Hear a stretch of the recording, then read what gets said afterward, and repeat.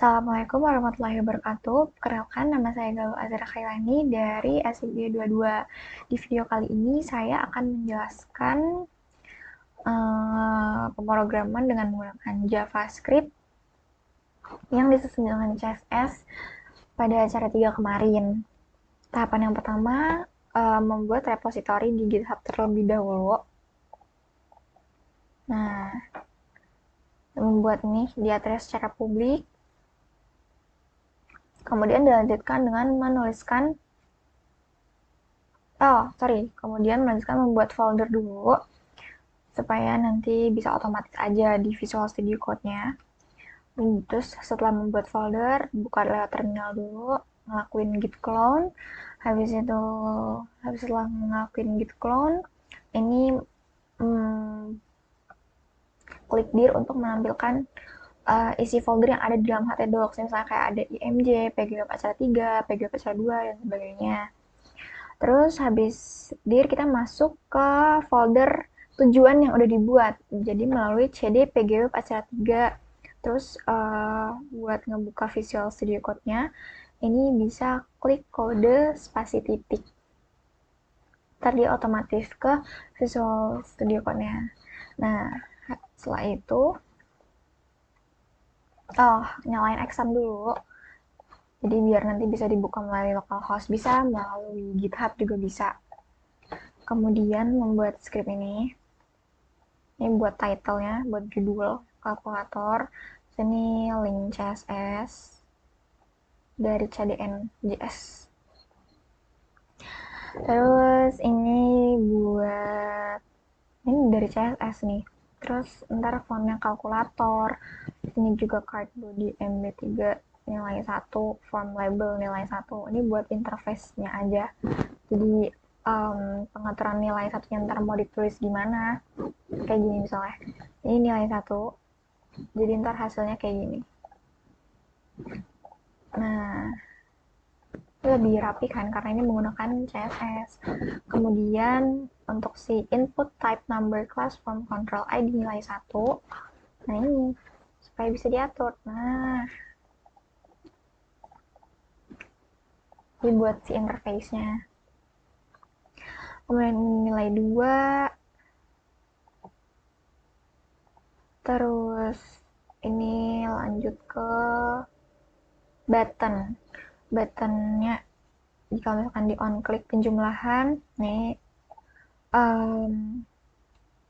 ini tuh yang si kelas primary danger nih dari CSS juga, tinggal di copy aja. Terus ntar dia bakal tertampil sendiri buttonnya kayak gini tanpa kita harus memasukkan gambar ke si folder pgweb acara 3 ini karena dibantu dengan CSS. Ini melakukan hal sama juga nih buat penjumlahan, pengurangan, perkalian, pembagian. Nah, ini sebenarnya menyesuaikan aja nih si kelas danger, FA minus, button primary, FA plus, kayak gitu. Nah, ini plus, minus, kan buat tambah, buat kurang, buat perkalian, buat pembagian. Kemudian ada script hasil nih, nanti dia hasilnya ini maunya ditaruh di tengah. Jadi gini. Nah, ini hasil 0. Ini buat HR, ini buat garis ini. Nah, buat garis pembatas aja. Terus kayak buat nambahin copyright. Nah, ini di tag secondary, terus made by Galuh. Jadi dia bakal ada di sini. Saya nggak kelihatan ya. Nah, ini. Terus selanjutnya, nah ini pakai script Bootstrap juga. Nah, ini fungsinya dari button yang kita buat karena sebelumnya di atas cuman dari interface-nya aja. Nah, ini untuk fungsinya, jadi fungsi penjumlahan. Jadi kalau misalkan kita masukin nilai 1 juga, terus kalau nilai 2 juga. Nah, hasilnya bakal bisa menerima tipe data float. Jadi misalkan nilai 1 ditambah nilai 2, nah hasilnya ini. Sama aja ini sebenarnya, tinggal diganti pengurangan perkalian, pembagian. Nah ini juga sama nih, float juga, bedanya di sini aja. Kalau ditambah, ini dikurang, dikali, ini dibagi, kayak gitu. Hasilnya ini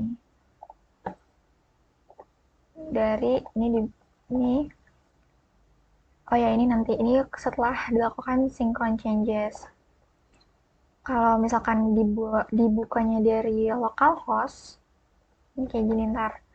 Exam htdocs pgweb acara 3 index.html. Nah, sebelum kita bisa menampilkan uh, ke GitHub terus ke localhost, ini ngelakuin ini dulu, di source control dulu, habis itu di readme. Harusnya bisa nih readme. Ntar misalnya saya mau ngubah ini deh, ini ada yang salah, ini harusnya 2. Ini harusnya bisa di commit langsung. Nah, di commit, nah ini langsung di syn aja, di synchron changes lagi, di okein lagi. Ini sebenarnya sama aja sih, cuman labelnya aja nih salah. Nah, ini lagi disinkronisasi. Setelah udah, nah ini bisa dibuka dari GitHub, tinggal di refresh aja, bakal sama aja. Nah misalnya gini fungsinya, kalau ditambah hasilnya segini, 0 ya, jangan ini aja, hasilnya segini, terus dikurang hasilnya segini, terus dikali hasilnya segini, dan dibagi hasilnya segini. Kan dia bisa menerima tipe data float, emang diatur ya tipe data float. Kemudian, nah ini kemarin sempat ngebuat fungsi untuk, ini sebenarnya udah yang campur-campur, tapi hasil terakhir itu menghasilkan ini, penyesuaian waktu jam setempat. Nah, dapat refresh, nah jam 7:14 waktu Indonesia.